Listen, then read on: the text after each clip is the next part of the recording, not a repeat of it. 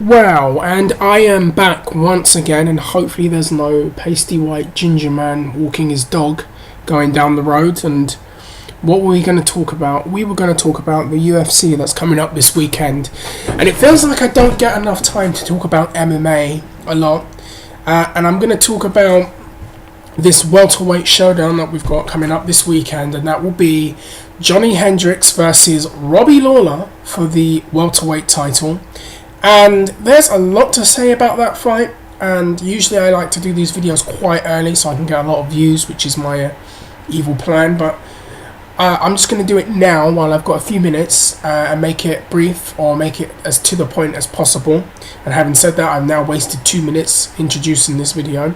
So, Robbie Lawler, Johny Hendricks, welterweight title, not the interim welterweight title, but the welterweight title, as George has given up the belt. And there's a lot to say about all of this. I mean, there's been so much drama since the George St. Pierre Johny Hendricks fight. With who won that fight and who didn't win that fight and how you score it. And is there going to be a rematch? Is George coming back? George vacating the belt? George leaving? Then this drama that George wanted drug testing and that the UFC told him to stop being silly. George wasn't happy with that. And then, all of these things have happened, and now, Johny Hendricks and Robbie Lawler are now the top two guys in the division, and they will fight for the belt. So, what do I think about all of this? What do I think about the fight? What are my takes on this? Here's what I think. First of all, going back to the Johny Hendricks and George St. Pierre fight, when I first watched that fight, it was live. I stayed away from any kind of spoilers because there was a time delay in the UK. I watched the fight, and I thought at that time Johny Hendricks had won the fight. Then I watched the fight a second time. Then I watched the fight a third time. By the time I watched the second and third fights, I had a better grasp on why I felt the fight went the way it did. The first round, it depends how you score it, but you could have given it to one or the other. Then you could say that there were some definitive rounds that Hendricks won, but I'm going to say this was the biggest problem. When I watched the fight, the biggest problem I felt was this. When they got to round 5, and from what I understand, Johny Hendricks was told he was up by 4 rounds. And if you're telling someone that they're up by 4 rounds, they'll have the tendency to just lay back and not do too much. And I felt in round 5, that's what Johny Hendricks did. He laid back, he didn't do a lot, and that cost him.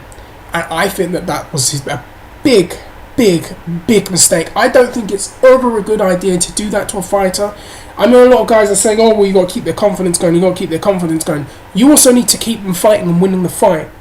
And when it's a fight like that, and then he's laying back a little bit in the 5th round, and then it looks like he's losing the fight, of course they're going to score it the other way. And everyone's got all these arguments that, oh, well, look at George's face. He looked like he had been beaten with a sledgehammer the entire fight. And so you don't always base fights on that kind of criteria. It's not the Pride scoring rules. If it was that, then yeah, Hendricks probably won. But you also have to look at it like this, round by round by round. And I thought that the first round is a hard round to score. And round 5, if Hendricks just was a bit more aggressive, he would have been the champion. But he laid back. And I think that I don't even think that they even touched on that. But if you go back and watch that fight, have a look. I'm positive that they told him he's up by 4 rounds, and then he just kind of didn't do anything. So that was a big mistake by them. Anyways, we now go to the Robbie Lawler fight, who fought Rory McDonald, and I actually thought that Rory would win the fight. And then Robbie Lawler beat him in a very, very good performance from Lawler. And I'll tell you what, I have been a fan of Robbie Lawler since the time I saw him, and he might have been maybe 19 or 20, and him, Diaz and St. Pierre were groomed as the future, and Cairo Parisian groomed as the future of 170, and everyone was raving about them and how these guys are going to be the guys to look out for. John Fitch was on his way up. Thiago Alves, I think, had just signed at that time or just afterwards. And I do remember Robbie Lawler, and he had vicious knockout power. I remember he fought Tiki Goshen and split up his eyebrow a little bit. I remember he fought Nick Diaz in that famous fight that everybody on YouTube loves.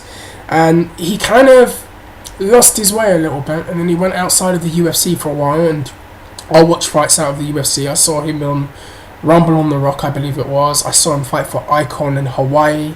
Elite XC, Strikeforce, and I've always liked him. But he fought at middleweight, and I always felt that he looked a bit ropey at middleweight. He clearly has the power and he clearly has strength, but there's just something missing. And I've always felt that he's one of these guys that could be a star, not like a dominant pound for pound, Anderson Silva type, but all he needs to do is win a few fights in the way that he does, and he will be a very, very popular fighter. And I felt that he was kind of, after the Elite XC closure, going into Strikeforce, lost his way quite a lot. And I felt really bad for him because I really liked him, and he was kind of like a forgotten man for a while. And he'd win a mat fight, then he'd lose one, then he'd win one, then he'd lose one. It was like a consistency issue with him. And then who would have thought that he signs to the UFC, he goes back to 170, he trains with American Top Team, and his first fight back he beats Josh Koscheck, which people will say early stoppage, but he looked very good in that fight, looked very good, didn't look so lethargic and off looking to me. He fought Volker and knocked him out, and I love that famous, I do this with my friends at work, but that famous pose that he did when he knocked him out. And then he fought Rory McDonald, and he looked very good in that fight too. And now Lawler has found himself in the position of fighting for a title, something I didn't think that would happen so soon. It could happen, but not just this soon, and I'm actually quite excited to see this. You've got two guys that, can slug it out and brawl and have knockout power, and they're going to be swinging for the fences, and both guys are very, very hungry. Johny Hendricks in particular, who is just probably salivating because he felt that he won that fight, and now he's having a chance for it again against Robbie Lawler, and this should be a hell of a fight. Now, what do I think is going to happen? Lawler versus Hendricks. When I look at the two fighters, when I look at what they can do and what they can't do, what do I think is going to happen? This is what I think. Given what I've just said about that GSP fight, the one thing that came out of it is this. That's the first time in a long time where we have actually seen a guy physically, skill-wise, match George St. Pierre and actually take George down and hurt him and make him look vulnerable. And I think that says a lot, because how many fighters have tried to do it? We all said BJ Penn would do it. We all thought John Fitch would do it. We all thought that Nick Diaz would do it. We all thought that Carlos Condit would do it, and he did a little bit, but nowhere near to the extent that Hendricks did. And Hendricks had him, backpedaling a lot in that fight.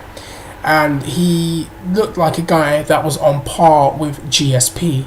And I look at that and I am blown away by that, in that sense, that's how he looked.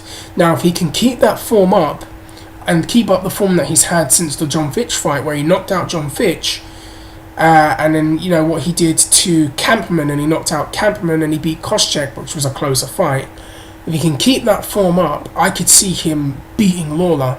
And he's mixing up his strikes more, because I was like one of those guys, I really hope he's not just relying on that right, that great straight right or straight left that he throws, which, puts guys to sleep right away. I hope he's mixing up his strikes, because if he's not, he's going to go against a well-rounded and more versatile striker, and he's going to get outpointed. And I don't want to see that happen. And it was nice to see him mixing it up with short punches, cross jabs, straight punches, knees and uppercuts, and it was nice to see that. And if he can do that, I can see him giving Lawler a lot of problems. I can also see with his wrestling being a real problem, because he can make Lawler very uncomfortable. And if Lawler has too much power for him to deal with, then I can see Hendricks wanting to take him down and then just ground and pound out a victory. And I could see that's what Hendricks will probably do. Hendricks has got pretty good conditioning. I've never really noticed his conditioning really being that bad. He's a big man, a big man. I swear outside of camp he's like over 215 at some points. But you physically look at him and he's just jacked up to the gills. And Lawler, I believe, is like probably about the same. Lawler can look a bit off sometimes though in fights, so you never know. But at 170, you would assume at a lighter weight he'd be in better cardio, conditioned athlete. Fuck, did that even make sense? Lawler, what do I think is going to happen? If Lawler can keep up the form that he's had, I don't know. If Lawler's got that power and he can change a fight literally just like that, hit by just hitting somebody. But then the same can be said for Hendricks. But then you look at just how good Hendricks looked against George St. Pierre and how good he's looked in his last couple of fights. And I'm going to have the side with Johny Hendricks in this one, even though it pains me to say it, even though I like Robbie Lawler, even though I'm excited for this fight, it's going to be one hell of a scrap. I will pick Johny Hendricks to win by ground and pound TKO. That's what I'm going with. Now, for the rest of the fights, the other fight out there is Tyron Woodley and Carlos Condit, and I'll touch on that very briefly. Carlos Condit is a very exciting fighter, a very dynamic fighter, a great fighter to watch. Despite that Nick Diaz fight, which, was didn't really like that fight very much. He's a very good fighter, very exciting, and he's a guy that seems to have come into his own over the last few years. Seems to be more of a consistency issue with him. He's now going up there with Tyron Woodley, a guy that I didn't really like at first when I saw him in Strikeforce.